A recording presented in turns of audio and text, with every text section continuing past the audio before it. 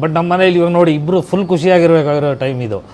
ನಮ್ಮ ಅಕ್ಕನೂ ಮನೆಯಲ್ಲೇ ಇದೆ, ಅಂದರೆ ಅವ್ರ ಗಂಡ ಮನೆಯಿಂದ ನಮ್ಮ ಮನೆಗೆ ಬಂದಿದೆ ಮಗು ನೋಡ್ಕೊಳಕ್ಕಂದ್ರೆ. ನಮ್ಮಮ್ಮ ಅಂತೂ ಇವ್ನು ನೋಡಿ ಅವ್ರು ನೋಡಿ ಅಳ್ತಾನೇ ಇರೋ, ಬರೀ ಅದೇ ಕೆಲಸ ಆಗೋಗಿದೆ ಮಗನು. ಮನೇಲಂತೂ ತುಂಬ ಕಷ್ಟ ಆಗ್ತಿದೆ ನಿಜವಾಗ್ಲು.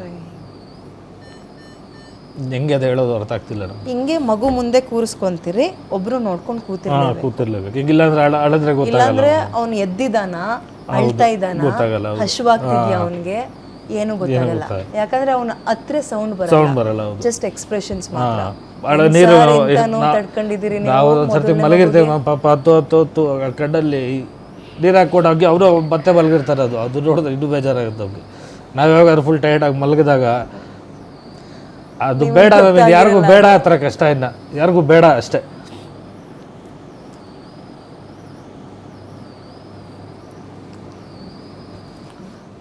ನಮಗೂ ನಾವು ಹೆಂಗ್ ಬಿಟ್ಕೊಳಕ್ಕಾಗತ್ತೆ ಹೇಳಿ? ನಾನು ಹೇಳಿದ್ನಲ್ಲ ಸರ್, ಇದು ಅವ್ರು ಮಾತಾಡ್ಲಿ, ರಾಜಕಾರಣಿಗಳು ಸಾವಿರ ಮಾತಾಡ್ಲಿ.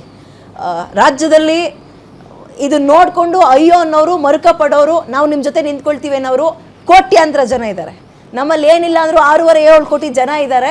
ಅದರಲ್ಲಿ ಅರ್ಧಕ್ಕರ್ಧ ಜನ ಸ್ಪಂದಿಸಿದ್ರು ಕೂಡ ಇವನು ಇನ್ನು 1 ವರ್ಷಕ್ಕೆ ಎದ್ದು ಓಡಾಡ್ತಾನೆ.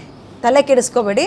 ಗ್ಯಾರಂಟಿ ನ್ಯೂಸ್ ನಿಮ್ಮ ಜೊತೆ ಇರುತ್ತೆ, ನಾವು ನಿಮ್ಮ ಜೊತೆ ಇರ್ತೀವಿ, ರಾಜ್ಯದ ಜನ ನಿಮ್ಮ ಜೊತೆ ಇರ್ತಾರೆ.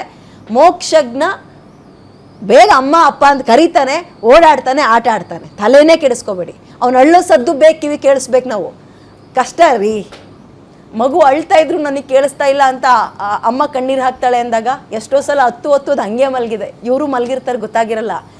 ಅಳ್ಳತ್ತೆ, ಸದ್ದು ಬರಲ್ಲ, ಬರೀ ಕಣ್ಣೀರಲ್ಲಿ ಬರ್ತಾ ಇರುತ್ತೆ, ಅದಕ್ಕೆ ಹಶುವಾಗ್ತಿರುತ್ತೆ, ಹೇಳ್ಕೊಳಕ್ಕಾಗ್ತಾ ಇಲ್ಲ.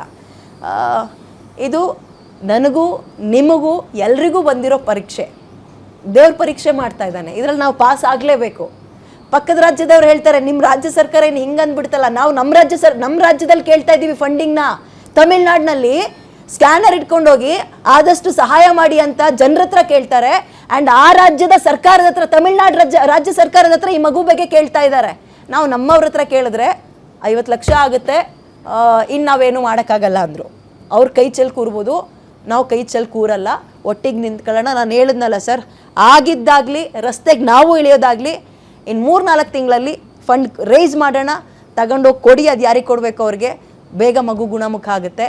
ಆ್ಯಂಡ್ ಇಲ್ಲ ಮಗುಗೆ ಹಾಲು ಕುಡಿಸೋ ಟೈಮ್. ನಾನು ಜಾಸ್ತಿ ಹೇಳಿಯಲ್ಲ, ಕಾರ್ಯಕ್ರಮ ಮುಗಿಸ್ಬಿಡ್ತೀನಿ. ಥ್ಯಾಂಕ್ ಯು ಸೋ ಮಚ್ ಇಬ್ಬರು ಬಂದಿದ್ದಕ್ಕೆ. ಸಮಾಧಾನವಾಗಿರಿ, ಧೈರ್ಯವಾಗಿರಿ, ನಾವು ನಿಮ್ಮ ಜೊತೆ ಇರ್ತೀವಿ. ನಮಗೆ ಮನುಷ್ಯತ್ವ ಇದೆ, ನಾವು ಬದುಕಿದ್ದೀವಿ ಅಂತ ತೋರಿಸ್ಕೊಳ್ಬೇಕಾಗಿರುವಂತಹ ಸಮಯ ಇದು. ನಾವು ಜೊತೆಯಾಗಿ ನಿಂತ್ಕೊಳ್ಳೋಣ ಅಷ್ಟೇ. ಎಷ್ಟಾಗುತ್ತೋ ಅಷ್ಟು ಸಹಾಯ ಮಾಡೋಣ. ದೇವ್ರ ಹುಂಡಿಗೆ ಹೋದರೆ ದೇವ್ರು ಕೇಳಲ್ಲ ರೀ, ಇಲ್ಲ ಹಾಕೋಣ. ಇದು ದೇವರು, ಇದಕ್ಕಿಂತ ದೇವ್ರು ಬೇಕಾ?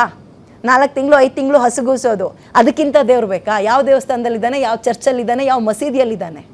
ಇಲ್ಲಿ ನಾವು ಏನು ಹರಕೆ ಇದ್ರೂ ಕೂಡ ಇಲ್ಲಿ ತೀರ್ಸೋಣ. ಆಗಿದ್ದಾಗಲಿ ಸೋಷಿಯಲ್ ಮೀಡಿಯಾದಲ್ಲಿ ಇದನ್ನು ವಿಡಿಯೋ ಹಾಕಬೇಕು.